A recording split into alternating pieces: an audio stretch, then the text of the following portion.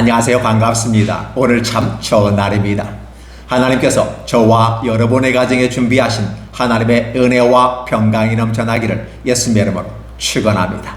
열왕기하 19장 1절로 12절에 있는 말씀을 중심으로 여러분 하나님께 절실하십니까? 라는 제목으로 말씀을 나누고자 원합니다. 우리는 이 땅에 살아가고 있습니다. 우리는 그걸 현실을 살아간다라고 말하는 것이고, 그러나 건강한 삶이라고 하는 것은 어떤 것일까를 물어봤을 때 현실을 살아가지만 이상을 향하여 가는 사람을 건강한 사람이라고 합니다. 왜냐하면 우리의 현실은 넉넉지 않은 삶이기 때문에 그렇습니다. 그러다 보니까 현실을 바라보면 낙심과 좌절과 낭망, 우리의 인간의 힘으로, 아니 내가 가진 힘으로 어찌할 수 없는 상황에 봉착할 때가 있습니다. 그렇기 때문에 우리는 현실을 바라보고 주저앉을 것인가, 아니면 이런 어렵고 힘든 과정 속에서 우리의 이상을 향하여 나아갈 것인가 라고 하는 부분 속에서 한 사람의 모습을 바라볼 수 있습니다. 건강한 사람과 건강하지 않은 사람, 물론 육체가 건강하다고 해서 다 건강한 것은 아닐 것입니다. 우리는 여러 가지로 부분을 볼 때 육체를 통해서 건강하다고 말하지만 우리의 정신 상태, 우리의 믿음의 상태도 건강한가 건강하지 않은가를 물어볼 수 있습니다. 그러면 육체와 정신과 우리의 믿음이 과연 건강하다고 말했을 때는 어떻게 정리해 볼 수 있습니까?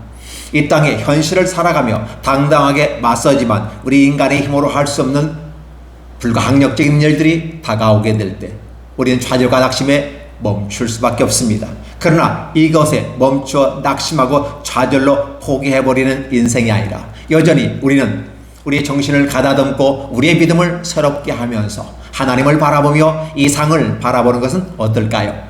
이러한 삶을 살아가는 것은 건강한 삶이라는 것입니다. 그래서 오늘 성경에서는 건강한 삶을 살아간 한 사람, 한 왕, 히스기야를 여러분에게 소개해드리는 것입니다. 히스기야, 그는 유다의 선한 왕 중 5쪽에 들어갈 수 있는 사람입니다. 히스기야는 하나님 보시기에 정직히 행하고 하나님 보실 때 아름답게 행하였습니다. 그러나 국제정세의 힘의 역학의 원리에 따라서 결국은 밀리는 상황에 봉착하게 되고 아수르 왕 사네립이 랍사게를 통해서 이스라엘을 거듭 반복 침략하는 과정 속에서 이제 히스기야는 어려움을 만나게 됩니다. 이러한 과정 속에서 히스기야의 삶의 태도를 한번 살펴봄으로써 저와 여러분들은 이 땅을 살아가는데 어떠한 삶을 살 것인가, 아니 어떠한 삶의 자세를 가지고 살아갈 것인가를 살펴보기를 원합니다. 하나님께서는 저와 여러분에게 아름다운 삶의 모습을 샘플로 주셨습니다. 중세에서는 절대 진리를 이야기하고 있습니다. 절대 가치를 이야기하고 있습니다. 그러나 절대 진리와 가치에 대해서 많은 사람들은 중세 천년의 역사를 보면서 많은 실증을 느끼게 되는 것입니다. 왜냐하면 그 하나님을 아름답게 대변하는 중세 교회가 제대로 감당하지 못했던 것이죠. 달리 말하면 로마 교회가 제 기능을 하지 못했다는 것입니다. 그렇기 때문에 이제 근세를 넘어오면서 이 절대 가치에 대해서 좀 등한시하고 무시하는 경향이 발생하게 됩니다. 그래서 이성을 중심으로 새롭게 학문의 세계가 열려지고, 그래서 특별한 하나님의 특별한 진리에 대해서 관심보다는 일반적인 진리에 대해서 관심을 가지고 연구를 하기 시작하는 것이 근대라고 바라볼 수 있다면, 우리는 이러한 시점에서 현실과 이상 사이에서 우리는 다시 한번 생각해 보아야 됩니다. 자금의 시대는 절대 진리가 무시되고 있습니다. 여호와의 진리가 무시되고 있고 땅바닥에 떨어지는 것 같은 느낌을 받을 때가 많습니다. 그러나 여전히 우리는 하나님의 절대 진리는 불변하는 것이고, 시대의 흐름에 따라 진리가 바뀐다면 어찌 진리이겠습니까? 시대가 악하든 선하든 어떠한 상황 속에 있던 여전히 하나님의 진리는 진리로서 우뚝 서게 될 것입니다. 그렇다면 오늘 저와 여러분들은 한 진리를 가진 히스기야의 삶의 샘플링을, 사례를 발표하게 됨으로써 오늘 히스기야의 삶을 통해서 기독인들은 이러한 삶을 살아가야 되겠구나 라는 삶을 한번 보는 것입니다. 그래서 오늘 저와 여러분들이 히스기야와 나와의 비유 속에서 대립시키고 대조시켜보는 것입니다. 이런 모습 가운데 우리의 삶을 한번 점검해보는 척도로 삼아보는 것은 어떨까요? 자, 오늘 히스기야의 삶을 한번 정리해 보겠습니다. 그는 유다의 역대 왕의 선한 왕, 그죠? 네 번째 왕으로 기록이 됩니다. 하나님 앞에 정직했습니다. 말씀으로 아름답게 기도하는 사람이었습니다. 그러니까 하나님으로부터 벌을 받는다는 개념이 아니라 국제 환경 속에서 어쩔 수 없는 어려움과 난국을 맞이하다라는 것입니다. 이런 모습들을 바라보면서 저와 여러분이 느끼는 것은 뭐냐면, 내가 하나님을 잘 믿어도 이런 어려움이 있을 수 있겠구나. 그러면 이 어려움이 내게 있을 때 왜 이 어려움이 내게 오는가를 생각해 보는 것입니다. 나 이것도 했고 저것도 했고 저것도 했는데 왜 내게 이런 어렵고 힘든 일이 옵니까? 라고 때로는 기독교인들은 얘기합니다. 그러나 건강한 기독인은 그 질문에 대해서 답을 가지고 있는 것이죠. 건강하지 않는 기독교인과 건강한 기독교인의 차이는 분명히 엄청납니다. 그래서 저는 이 히스기야를 건강한 기독교인으로 표방하고 싶습니다. 그가 왜 건강한 기독교인인가라는 부분이에요. 자기 삶을 돌이켜 보았을 때 특별히 내가 하나님 여호와께 잘못한 게 없구나, 이웃에게 그렇게 악한 해를 끼치지 않았다면, 그럼에도 불구하고 내게 이런 어려움이 다가올 때는 무슨 문제인 것인가를 한번 살펴보는 그런 모습은 필요하지요. 그래서 건강한 사람들은 자기를 돌아보는 일들을 하게 됩니다. 저는 그걸 사색한다라고 볼 수 있고 자기를 살펴보는 것으로 설명하고 싶습니다. 히스기야가 이제 왕의 말을 듣고 그 옷을 찢고 굵은 배를 두르고 여호와의 전에 들어갔다라는 표현을 쓰게 됩니다. 히스기야 삶은 지금 사네립이 랍삭의 야전 사령관을 통해서 전달한 내용은 히스기야의 말을 믿지 말고 또 히스기야가 믿는 하나님이 아수르 왕의 손에서 예루살렘을 구원할 것이라는 말도 믿지 말고 애굽을 의지했던 그것도 믿지 말고, 즉 세 가지를 다 포기하고 무조건 항복해라. 그러면 좋은 것으로 줄 것이다 라고 말을 하고 있지만, 그러나 이런 부분들은 히스기야가 용납할 수 없는 부분인 것입니다. 그러면 그렇다고 해서 히스기야가 거부한다고 해서 거부될 수 있는 게 아니라 이미 아수르는 서방 정책을 통해서 밀고 하면서 이제 남유다까지 다 밀어버릴 작정, 전 세계를 통일할 듯한 그런 느낌, 때로는 애굽 왕과의 싸움에서 이겼던 경험이 있기 때문에 자신만만합니다. 이러다 보니까 누가 내 손에서, 누가 이 아수르 왕의 손에서 건져낼 수 있겠는가? 어떠한 신도, 즉 무슨 뜻이냐면 처음에 어떤 왕도 어떤 나라도 다 굴복했다. 그리고 다 멸망했어. 그리고 그 나라를 이끌어갔던 모든 신들도 다 내가 전리품으로 그 신상을 갖다가 우리의 신 앞에 발바닥에 내려놓았어. 그런데 지금 투지파 작은 민족인 이 남유다가 여전히 아수르를 향해서 항변하고 있고 항거하고 있는 모습을 통해서 웃긴다. 너희 불가능한 거야. 빨리 포기하고 내려와. 내 에너지 낭비하지 말고 내가 막 밀어버리면 다 끝나는 거야. 그런데 내가 기회 줄 거야 라면서 너의 왕 히스기야 말 믿지 말고 여호와 하나님도 믿지 말고 애굽도 믿지 마. 내가 다 이미 싹 쓸어버릴 수 있어. 이 모습 가운데서 얘기하는 것이죠. 어떻게 보면 합리적인 것입니다.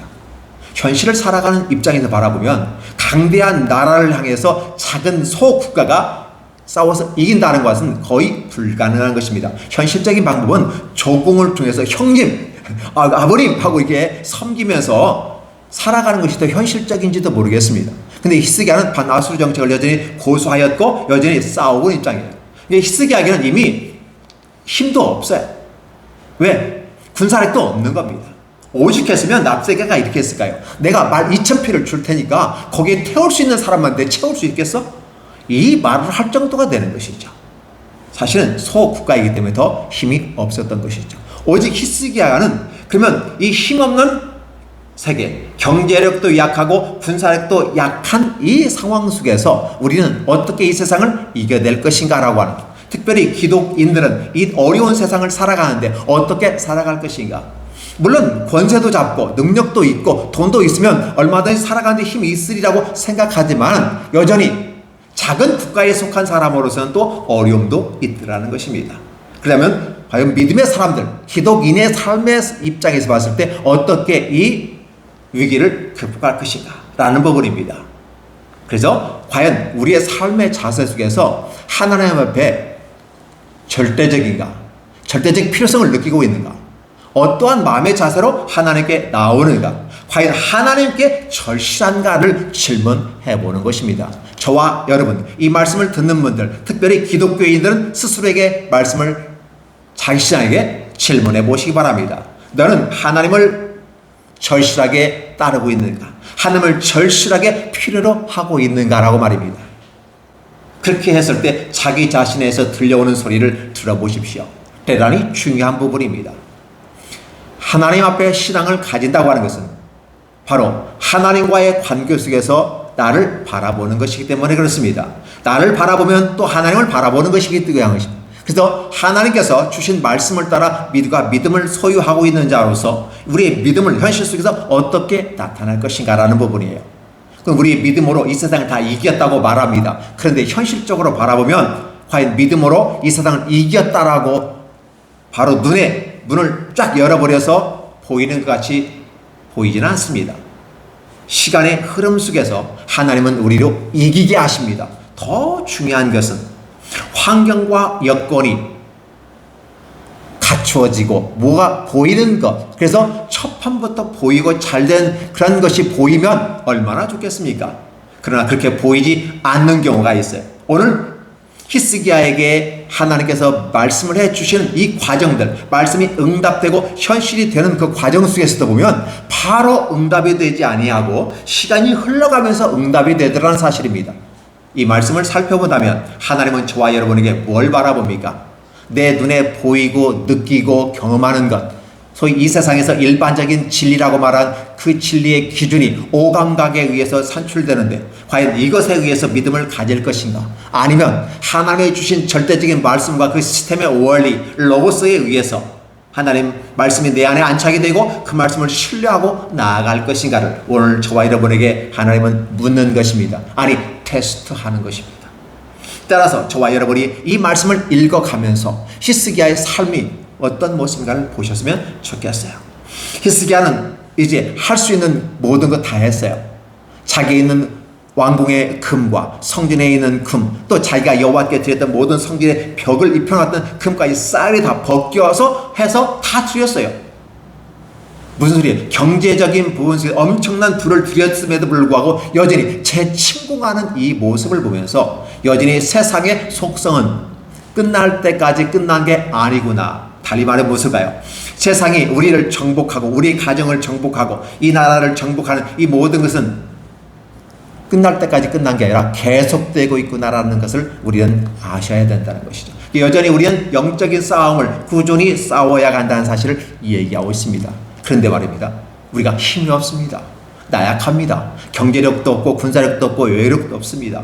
아니 주변 나라들도 다 싹싹 쓰러지고 있습니다. 내가 견주고 내가 의지할 만한 그런 나라조차도 상대방이 싸워서 져버리는 이 상황. 그래 누구를 의지합니까? 라는 부분입니다. 절망 아닙니까? 여러분 누구를 의지하시겠습니까? 여러분이 삶을 살아오면서 참으로 어렵고 힘든 일 안 겪은 사람 없습니다. 다 있습니다. 신생아 왜? 신생아도 이 땅에 태어나는 순간 엄청나게 울면서 태어나는 것은 바로 새로운 세상에 나왔을 때 두려움이 시작되면서 울기 시작하는 것이고 그 외침이 나의 존재감을 느끼게 하는 것입니다. 오늘 아기의 울음으로부터 시작하는 이 울음은 우렁찬 울음소리지만 사실은 나 두렵습니다. 이 세상에 태어났지만 두렵습니다. 나 좀 살펴주세요 라고 하는 그런 외침이 아닐까요? 무엇이든지 그걸 보고 듣는 사람의 마음속에 해석을 어떻게 하느냐에 따라 달라지게 되더라는 것이죠. 오늘 이 하나님의 말씀도 듣는 사람이 믿음의 말씀으로 보고 하나님이 주신 하나의 시스템으로서 하나의 로고스로서 우리에게 하는 구원의 고속도로로서 삶의 태도를 보여주는 말씀이라고 여러분 받으신다면 그 말씀을 아름답게 받을 겁니다. 그런데 이 말씀을 그렇게 받지 아니하고 의혹의 눈으로 굴절된 상태로 바라본다면 여러분들은 분명히 잘못된 시견을 가지게 될 것입니다. 히스기야의 삶의 태도를 보시겠습니다. 어렵고 힘든 일을 당했습니다. 어찌해야 될까요? 왕이 그 말을 듣고 할 수 있는 방법은 옷을 찢고 굵은 배를 입는 것이었습니다. 우리는 이 땅을 살아가면서 이 말을 합니다. 세상을 살아갈 때 특히 남자들은 우리의 감정을 표현하지 말라. 즉 슬픔이나 희로애락이 우리 앞에 다가오지만 그걸 표현하지 말라. 가슴으로 잘 묻어두라고 합니다. 기쁘고 즐거운 일이야 얼마나 좋겠습니까? 그러나 슬프고 억울한 일들이 당했을 때 과연 가슴에 묻어두면 어떻게 될까요? 병이 됩니다. 그래서 이스라엘 사람들은 문화가 자체가 자기가 슬프다는 사실을 자기 자신과 또 주변 사람들에게 알리는 하나의 시스템이 있었어요. 그게 바로 그의 옷을 찢고, 그렇죠? 옷이라고 하는 가치가 굉장히 큰 비싼 겁니다. 옷을 찢는다고 하는 그때 당시 굉장히 재산을 낭비하는 거죠. 근데 옷을 찢고, 그 세크로스라고 그러죠. 푸대자락을 뒤집어 쓰고, 붉은 배를 입고, 그렇게 통곡하는, 죄를 머리에 뿌리고, 이게 바로 슬픔의 표현이에요. 그렇게 함으로써 자기 자신도 슬픔에 동참을 직접적으로 하는 것이고, 주변 사람도, 아, 저분이 어렵고 힘든 일을 당했구나라는 걸 보여주는 거죠. 요즘 말로 말하면 심리학에서 말하면 자기 감정을 토로하는 겁니다. 자기 자신에게 자기 암시를 하고 자기와의 대화를 하는 방법일 수가 있습니다. 대단히 중요한 부분 아니겠습니까? 그래서 우리가 어른들로부터 배웠던 이것 굉장히 멋있는 부분이에요. 너의 감정을 이웃에게 드러내지 말라. 예, 그것도 굉장히 멋있는 거지만 때로는 다른 각도에서 보면 너의 슬픔과 아픔과 고통을 하나의 표현해라. 내가 슬프면 슬프다고 얘기하라. 참고 참다가 왁 화를 내요. 한국인의 기질 중에서 이게 막 성급합니다. 그리고 막 화를 와락 내는 거예요. 왜? 참다가 못 참으니까 터져버리는 거거든요. 병으로 오면 그게 암이라든지 어떤 질병으로 다가오게 됩니다. 그러니까 그런 것들이 오기 전에, 큰 사건을 만들기 전에 내가 슬프면 슬프다고, 기쁘면 기쁘다고 얘기해 줄 수 있어야 돼요. 그래야 상대방이 나를 놀렸다, 아니면 농담을 했는데 그 농담 속에서 내가 기분이 나쁠 수 있잖아요. 그러면 내가 상당히 기분이 나쁘다고 얘기를 해줘야만 합니다. 그래서 상대방이 알고, 만약에 성희롱이라 했다, 그러면 내가 당신이 말하는 걸 재밌게 들을 수 있지만 굉장히 불쾌하게 내가 느낍니다. 성희롱을 당한 것 같습니다 라고 말한다면 상대방이 실수, 미안합니다 이렇게 해서 멈추게 해주는 방법도 자기를 보호하는 방법 중에 하나인 것이죠. 자기를 보호한다는 개념은 내 육체적도 육체적인 면에서 보호를 하는 거지만 내 감정도 보호막을 쳐줘야 되는 것은, 내가 당신의 말 때문에 상당히 기분이 좋지 않아요, 지금 굉장히 슬프군요, 아주 고상하게 내 감정을 표현하면서 상대방의 말을 잘라버릴 수 있어야 돼요. 그렇게 해서 자기 감정도 보호하고 자기의 환경을 보호할 수 있는 모습이 되었으면 좋겠습니다. 두 번째로 보면 그는 그렇게 입고 여호와의 전에 들어갔어요. 아니, 교회로 가고 여호와의 전에 들어가서 기도한다라는 것입니다. 이게 무슨 아무 상관이 없는 거 아니에요? 그러나 여러분, 힘들고 어려운 상황의 슬픔의 낙심의 그 자리에서 그는 옮겼어요. 어디로 옮겼습니까? 여호와의 전이에요. 여호와의 전이라는 개념은 하나님이 계신 거예요. 여호와의 전, 솔로몬의 전이라는 개념은 멋있고 아름답고 휘황찬란한 그 성전이에요. 왕은 그곳에 바로 들어갈 수가 있죠. 그럼 만약에 일반인들 같은 경우는 어떨까요? 교회가 가까우면 교회 와서 기도해야 되겠죠. 교회가 문 닫혀 있거나 아니면 들어갈 수 없다면 가까운 기도실이라, 기도원이라, 아니면 내 일하는 삶의 현장 중에서 화장실에 가서 할 수도 있고, 아니면 어떤 빈 공간에 가서 잠시 묵상을 할 수도 있고, 바로 기도하는 것입니다. 이것은 바로 여호와의 전이라는 개념은, 예전에는 여호와의 전으로 솔로몬 성전을 얘기했지만 오늘 이 시대는 하나님의 우리들이 만든 예배하는 교회당을 얘기합니다. 교회당, 아니면 기도원, 아니면 우리의 골방들, 아니면 자기 사무실에 앉아서 잠시 머리 숙여서 짧게라도 묵상하는, 하나님께 기도하는 이 모습은 대단히 필요하는 거예요. 이 삶의 자세는, 즉 기도를 길게 했느냐 짧게 했느냐, 교회에서 했느냐 어디에서 했느냐, 이게 중요한 게 아니라는 거죠. 이건 부가적인 거예요. 더 중요한 것은 내가 마음의 골방을 찾아갔다, 내가 하나님께로 갔다는 데 목적이 있는 거예요. 제일 중요한 부분이 그 부분입니다. 여호와의 전에 들어갔다고 하는 것은 히스기야가 하나님을 찾았다는 데 목적이 있는 것이죠. 누구나 힘들고 어려움이 있습니다. 그러나 누구나 여호와께 오지는 않아요. 힘들고 어려우면 자기 힘으로 해보려고 하고, 하다가 안 되면 포기해버리는 거 아니겠습니까? 히스기야는 자기 감정을 그대로 필요하고 바로 여호와의 전으로 달려갔다라는 것이죠. 여호와께 간다는 개념, 이게 중요해요. 하나님이 이걸 보시는 거예요. 왜 히스기야가 하나님 보실 때 정직하 있고 하나님이 히스기야의 기도를 들으실 수밖에 없는가라는 것이죠. 여러분과 오늘 하나님과의 위치를 바꿔보시기 바랍니다. 관계 속에서 나를 우선해서 내게 와서 기도하는 자의 그 모습을 바라보면 얼마나 이쁠까요? 오늘 저와 여러분들이 어떤 문제를 만나든 간에 우선 먼저 여호와께 의뢰하는 이런 삶의 자세를 가지는 것은 어떨까? 바로 신앙이라고 하는, 기독인이란, 건강한 기독인이라고 하는 말을 썼을 때는 바로 그러한 삶의 자세가 있다는 사실을 히스기야는 저와 여러분에게 구약에서부터 보여주고 있더라는 것이죠. 그리고 세 번째는 자신의 기도도 중요한데 자신의 주변에 있는 사람, 나를 이해하고 이 문제에 대해 함께 공감하고 공유할 수 있는 커뮤니케이션이라는 말을 지금 많이 쓰고 소통이라는 말을 쓰게 되지요. 이 시대 속에서 함께 울어줄 수 있는 사람, 함께 고통을 나눌 수 있는 사람, 그분들의 기도 요청을 하는 것입니다. 왕궁의 책임자인 엘리야가 서기관 샘나와 제사장 여러 장로들에게 굵은 배를 둘러서 아모스의 아들 선지자에게로 보냈다라는 것이에요. 기도 요청을 하는 것이죠. 오늘 저와 여러분들이 한번 체크해 볼 게 있어요.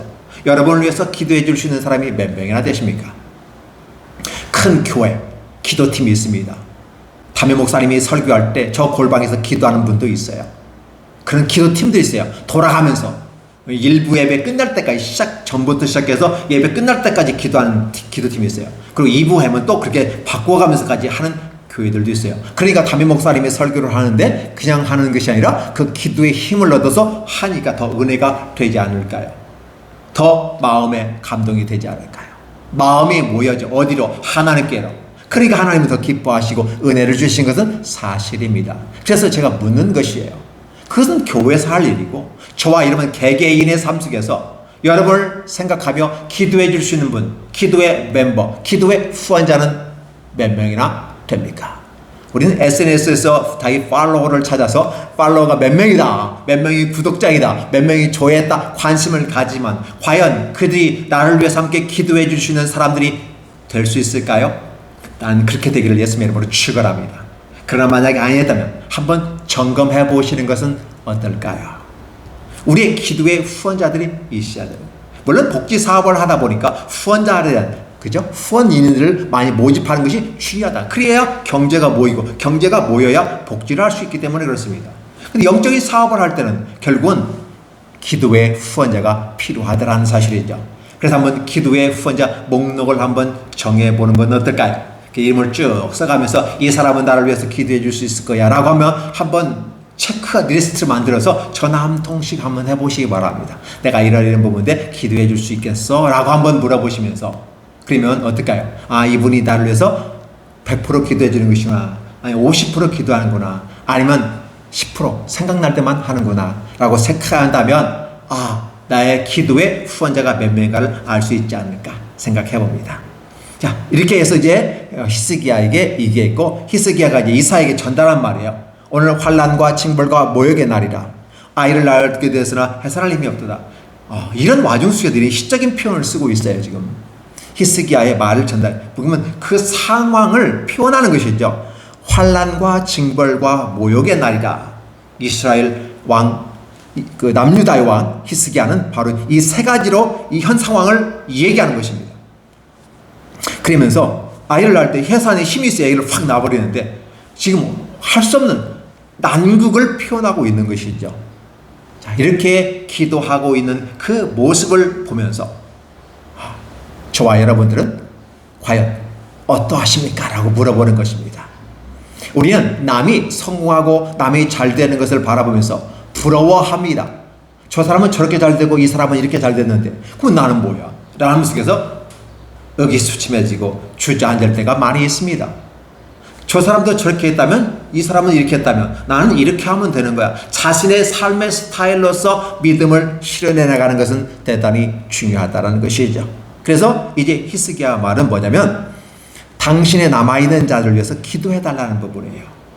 여호와를 저 랍사게가 무시하고 있어요. 이방인을 섬기는 하찮은 죽어있는 귀신들을 섬기면서 그들이 군사력이 세고 외교력이 세고 경제력으로 밀어붙여가지고 우리를 침공할지는 몰라도 죽어있는 자가 가짜가 살아있는 하나님을 모욕하는 이 사실은 하나님으로도 굉장히 감당할 수 없을 것입니다. 근데 문제는 뭐냐면 현실이에요. 하나님 우리를 지켜달라고. 이 남아있는 남유다 렘넌트라는 말을 써요. 더 렘넌트 남아있는 자를 위해서 기도해달라는 이 모습 대단히 중요하죠. 예수님께서도 요한에게 내 어머니라 부탁하잖아요. 남아있는 자를 위해서 기도하는 것, 대단히 우리의 후손을 위해서 기도하는 것, 우리의 다음 세대를 위해서 기도하는 것. 특히 한국교회는 연세 드신 분들은 그래도 믿음을 가지고 쭉 진행하지만 우리 청년들부터 시작해서 40대, 30대, 20대, 10대 이르기까지 굉장히 다 이제는 절대적 가치에 대해서 무시당하게 되고 관심도 가지 않고 일반적 지식에 대해서만 관심을 가지는 현대 과학 문명의 기초에서 바라보고 있는 시견을 가지고 있는 것이죠. 절대적인 하나님에 대한 신뢰가 상실되어 버린 이 시대 속에서 오늘 이 성경은 저와 여러분에게 뭘 가르칩니까? 우리 하나님은 절대적인 하나님으로 구원자이시고 창조주이시고 우리의 기도에 응답하시는 분이다. 어떠한 사람에게 하나님을 신뢰하고 그 말씀과 규례와 율례, 모세가 전한 말씀을 한마디도 땅에 떨어지지 아니하고 실현해 보려고 노력하는 그 사람, 넘어지고 자빠지지만 다시 붙잡고 가려는 이러한 모습, 이런 사람들을 하나님은 사랑하신다는 사실을 이야기하면서 이 시대에 다시 한번 주옥 같은 말씀으로 우리에게 주시는 것입니다. 이 남아있는 자를 위해서 기도하소서라는 부분이에요. 우리는 기도하라면 자기 개인, 우리 가족에 대해서만 집중을 하게 됩니다. 그러나 여러분 기억해 주세요. 자기와 자기 집에 관계되는 것은 하지 말라고도 하는 거 아니겠습니까? 그러나 남을 위해서 기도한다고 하는 것은 한 단계 성숙된 부분이에요. 대단히 중요한 부분입니다. 우리 기독교인들이, 기독교인이 낮은 위치에서 자기와 자기 자신만을 위해서, 우리 교회만을 위해서 기도하는 이러한 수준 낮은 그런 모습이 아니라 남을 위해서 기도하는 수준 높은 기독인의 모습이 되어야 돼요. 그래서 그리스도인이라는 말을 들어야 되는 것입니다. 제가 기독교인과 기독인을 구별하고 있습니다. 어디든지 차이가 있는 것을 볼 수 있습니다. 그렇게 함으로써 우리의 현 위치가 낮은 위치에 있는지 높은 위치에 있는지를 살펴보는 것은 아름다운 것이죠. 히스기야는 바로 높은 위치의 기독인의 삶을 살고 있다고 보는 것입니다. 그래서 이사야가 이제 응답을 해주시는데 여러분 기억해 주세요. 기도는 내가 하는 겁니다. 그렇죠? 내가 하는 거예요. 물론 이 기도조차도 하나님이 시키는 기도가 있을 수 있어요. 그러나 하지 말라고 해도 할 수밖에 없는 기도도 있고요. 그리고 아예 그런 환경 속에 하지 않는 기도도 있어요. 우리의 모든 걸 아시는 하나님은 다 채워주시죠. 그러나 하나님은 오늘 가장 중요한 것은 응답을 주시고 안 주시고는 여호와의 몫이지만 하나님은 누구에게 주시냐? 자기를 찾고 찾는 자에게. 무슨 소리예요? 여호와의 말씀과 규례를 따라 준행하고 그 말씀을 찾는 자를 찾으시는 하나님이기 때문에 우리가 우리의 필요한 걸 다 지금 아셔도 기다리고 계셔요. 언제까지? 자신을 찾을 때까지. 무슨 방식으로? 세상적인 방식과 철학으로, 이성어로가 아니라 하나님의 기준, 로고스, 말씀, 시스템, 법도와 율례와 규례, 오늘 말하면 성경, 신약성경과 구약성경을 중심으로 66권을 통해서 하나님을 찾는 자들을 하나님은 찾으신다는 사실입니다. 그래서 이제 그렇게 했을 때 하나님은 응답을 해주시죠. 한 가지 기억해 주세요. 여러분 기억해 주세요. 답답한 건 뭐냐면 우리는 그렇게 기도했어요. 기도했는데 하나님은 응답해 주시지 않아요 라는 것이, 아니 내가 원하는 방식으로 하나님이 해주시지 않는다는 말을 쓰지 않고 하나님 응답을 안 했다는 말을 쓰거든요. 어떻게 생각하세요? 여러분이 원하는 방식으로 하나님이 해주셔야 응답입니까? 아니면 하나님께서 주시는 자가 주시는 방식으로 하는 게 응답입니까? 내가 원하는 방식이 아니어서 응답이라고 생각하지 않는 분들이 참 많아요. 히스기야 같은 경우는 이 전쟁이 팍 끝나버리고 왕이 다 죽어버렸으면 좋겠고, 그런데 이게 시간차에 의해서 진행되더라는 거죠. 일이라고 하는 것은 진행의 시간이 있습니다. 물론 하나님이 갑자기 나타나서 살이 충이 생겨 죽게 하는 이런 일들로 생겼다는 사실을 성경은 아실 수 있습니다. 그러나 시간에 걸쳐서 이루어지고 있어요. 달리 말하면 하나님이 응답을 주셨어도 그 응답이 이르는 데는 시간이 걸리더라는 것입니다. 다니엘이 기도했는데도 응답이 오는데 22일에 37에 20일, 그래 우리가 3주간에 22일에 기도하는 이유도 그래요.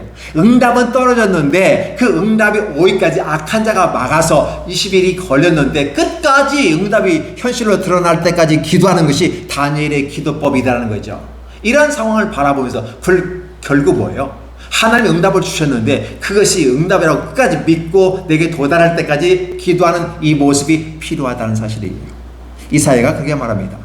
너희 주에게 이렇게 말하라. 여호와의 말씀이 왔어. 너의 아수르 왕 신의 신복에게 들은 바 알고 있어. 근데 중요한 것은 두려워하지 마. 나 알고 있어. 자, 내가 한 방법을 얘기해 줄게. 이 방법은 내가 하면 되는데, 내가 하든 어떻게 하든 간에 내가 그냥 하면 우연으로 알아들을 수 있기 때문에 내가 이 일을 얘기해 주는 거야. 잘 기억해봐. 내가 한 영을 그 사내립의 마음속에 둘 거야. 그리고 소문을 듣게 할 거야. 아마 거짓 영이 얘기해 줄 거야. 그래서 그거 뭐냐면 본국으로 돌아가서 결국 본국에서 칼에 죽게 한다. 이 표현을 쓰고 있어요. 어쩌라는 건데 이게. 히스기야가 원하는 대답은 아닌 것 같은 말을 쓰는데, 왜냐면 당장은 하리라라는 거죠. 미래 사건이에요. 미래에 그렇게 될 거라는 거예요. 미래는 짧은 미래가 있고 먼 미래가 있는데, 그러면 빨리 좀 해서 하나님 속 시원하게 좀 해주시죠 라고 우리는 요청할지 몰라도 하나님은 그렇게 할 것이다 라는 거예요. 그럼 우리는 그걸 믿고 기다리면서 여전히 어떻게 될까요? 그 끝나는 순간까지 기도하는 자세로 가야 하지 않을까요? 이 모습 가운데 응답해 주십니다. 하나님은 우리가 다음을 읽어보시면 뭐가 나올까요? 이 사건이 이루어지는 과정을 얘기해 주고, 그건 사내립의 마음속에 마치 열왕기 상에서 보면 아합의 마음에 거짓 영이 들어가서 미혹해서 길르앗 나못에 가고 스스로가 이렇게 자의적 해석을 통해서 내가 신하의 병사의 옷을 입고 들어가면 나는 살아날 수 있을 거야 라는 잡된 생각을 가지게 되고 아니란 생각을 가지고 가다 결국은 아합이 길르앗 나못 전투에서 우연히 쏜 화살에 맞아 죽는 것처럼 오늘도 사내립의 마음속에 하나님은 거짓 영을 보내어서 소문을 듣게 하고 다시 본국으로 돌아가서 그 신에게 제사 드리는 과정 속에서 칼에 죽게 되더라는 것이죠. 이러한 모습들을 바라본 하나님의 예언이 이사야로부터 주어졌습니다. 자, 그런데 바로 이루어지지 않는 사실, 계속해서 아수르 왕 구스 왕, 이 무슨 냐면 당시 아수르 왕이 있었고 애굽에는 이 에티오피아 왕조인 드라하가가 애굽을 통치하고 있었어요. 그래서 이 다라하가가 지금 이 와중 속에서 온다는 이 소식을 듣고 있는 거죠. 그러니까 어떻게 돼요? 전쟁이 더 확산되니까 사내립의 입장에서는 굉장히 다급해지는 겁니다. 그래서 빨리빨리 작은 나라를 빨리빨리 쳐내고 나중에 애굽하고 당당하게 싸워서 이겨야 되는데 전선이 확대되니까 전력이 달리잖아요. 좀 부족하잖아요. 그럴 수도 있겠잖아요. 그러니까 전략적인 방법을 쓰면서 계속해서 히스기야를 괴롭히는 것입니다. 자, 애굽이 너를 구원한다. 그게 들은 거죠. 이게 바로 여호와의 작전이라는 사실이죠. 그래서 유다 왕 히스기야에게 또 메신저를 보내가지고 내 하나님이 예루살렘을 아수르 왕에서 넘기지 않게 하겠다는 말에 속지 말라라고 하면서 계속해서 항복하고 계속해서 여호와를 완전히 조롱하는 것입니다. 어떻게 조롱해요? 여호와 하나님은 국지적인 신으로서 한 지역의 신일 뿐이야 라는 것이죠. 이스라엘 사람들은 뿐만 아니라 다른 사람들은 여호와께서 살의 중심으로 많이 활동하기 때문에 산의 신으로 표현합니다. 또 지방사에 보면 하나의 남유다 내지 북이스라엘, 팔레스타인의 한 협소한 지역의 신으로 표현하기도 합니다. 그러니까 그 작은 민족의 신은 무슨 의미가 있겠어 라는 부분이죠. 이런 것들을 보면서 결국은 랍사계를 통해서 사내립은 공격을 하고 협박하고, 그래서 오욕과 모욕과 아주 침몰한 날이다 라는 표현을 히스기야가 쓰게 되더라는 사실이죠.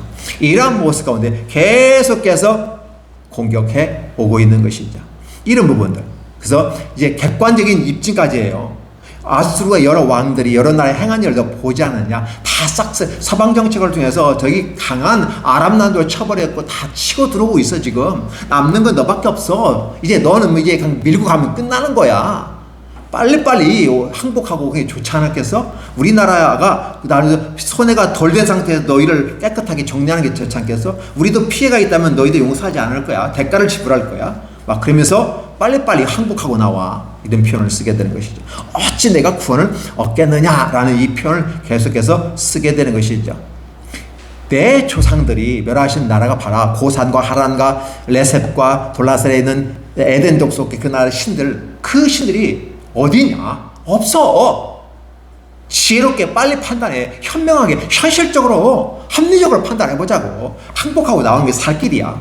라고 계속해서 유혹하는 거죠. 이런 모습이 저와 여러분에게 있다는 사실이죠. 단지 역사의 한 모습이지만 이것을 저번 주에는 우리의 가정으로 비유했고, 오늘은 우리 개인의 삶이든 가정의 삶이든 한 국가의 삶이든 간에 자신에게 주어진 위급함 속에 여러분이 문제를 대하는 방식이 어떤 방식이냐, 문제에 대해 절실하게 느껴지느냐, 에이 대충 찍고 말지 문제 풀을 때, 이런 식으로 다할 거니까, 아니면 이게 절실하게 싸우는 자세로 아주 진지하게 그 문제를 심사숙고하고 문제를 바라볼 것인가, 대단히 중요한 거 아닐까요? 예. 사건을 절실하게 바라보면 문제는 열립니다. 왜 열릴까요? 방법을 찾기 때문에. 어떤 방법을 찾을 것이냐? 바로 히스기야는 자기 슬픔을 표현하고 주변의 사람들에게 함께 기도 요청을 하고 여호와의 전에 들어가서 자신의 마음을 아뢰고, 그래서 협력하는 속에서 하나님 앞에 서니까 하나님은 응답해 주시더라는 사실입니다. 자, 오늘 이 사건을 통해서 저와 여러분들이 일반적인 진리, 일반화된 모습이 진리라고 얘기하고 있고, 그런 시대 속에서 절대적인 진리 여호와의 말씀이 과연 그 자리에 설 수 있겠느냐는 거예요. 여러분의 마음에 쓸 수 있느냐는 거예요. 하나님이 오늘 바라보시는 것은 바로 그 부분입니다. 당신은, 여러분은 하나님께 절실합니까? 당신이 절실하다면 다이어트도 성공할 것이고요, 실력도 늘어날 것입니다. 어떤 부분이 발전, 진보가 있을 것입니다. 전진이 있을 것입니다. 그러나 절실하게 바라보고 절실하게 접근하지 않는다면 그것은 여러분의 것이 될 수가 없다는 사실을 꼭 기억하셨으면 좋겠습니다. 오늘 한 샘플, 히스기야, 정상적이고 건강한 기독인의 삶, 환난과 어렵고 곤고한 속에서 나는 어떠한 삶의 태도를 통해서 내가 정상적인 기독인이라는 걸 보여줄 수 있을까, 건강한 그리스도인을 보여줄 수 있을까 하는 것은 샘플로서 히스기야를 보여줍니다. 오늘 하나님을 절대적으로 신뢰하시고 절실히 하나님을 요청하십시오. 하나님은 여러분의 요청에 응답하실 것입니다. 기도하겠습니다. 하나님 감사합니다. 오늘 우리에게 놀라운 축복과 은혜가 가득한 아름다운 시간들이 되게 하여 주시고 주님만을 기쁘시게 하는 아름다움이 되게 하옵소서. 이 땅에서 잘 되는 일은 더욱더 좋고 아름답겠거니와 우리의 삶의 현장이 어렵고 힘들 때가 많이 있고 삶의 자체가 힘들고 고통의 시간들이 있을 수 있습니다. 그리할 때, 난국을 만났을 때, 불가항력적인 힘에 내가 사면초가가 되어졌을 때, 우리는 어떠한 삶의 마음의 표현과 내 삶의 태도를 통해서 누구를 찾아서 누구와 더불어 할 것인가라는 부분에 대해서 말씀을 함께 나누었고요. 하나님, 이러한 모습 가운데 우리가 오직 우리의 마음을 표하고 함께할 동역자를 구하고 함께 하나님을 향해 나아가고 그 문제를 직면하면서 그 문제 속에서 절실히 여호와께 부르짖고 주님 만나 문제를 해결하는 놀라운 성공하는 사람들이, 또 행복한 그런 사람들이 되기를 예수님의 이름으로 축복하고 기도하옵나이다. 아멘.